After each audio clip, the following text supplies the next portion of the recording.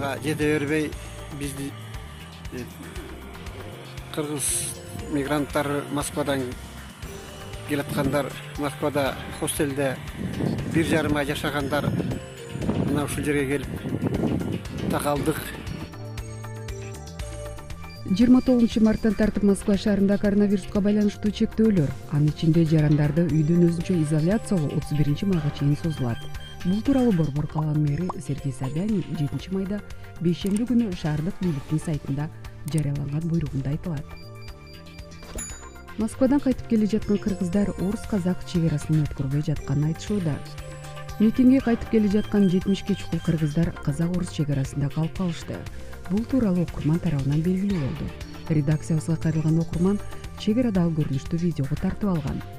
Анда видеонун автору Москва шаарындагы хостелдерде 1,5 ай жашаган кыргыздар митингге кайтууда чек-арадан өтө албай калганын билдирет. Солилецкийге жетпеген аймакта туруп калдык. 6 майдан бери турабыз. Бизди милиция кызматкерлери өткөрбөй, өлкөңөргө кереңер жок болсо, бизге дагы кереңер жок дешти. Москвадан өлкөгө кайткан кыргыздар 70-тей. Автобус менен жолго чыкканбыз. Бул жерде кары-картаңдар дагы бар. 2 айдан бери өкмөттөн, консулдуктан жардам болгон жок.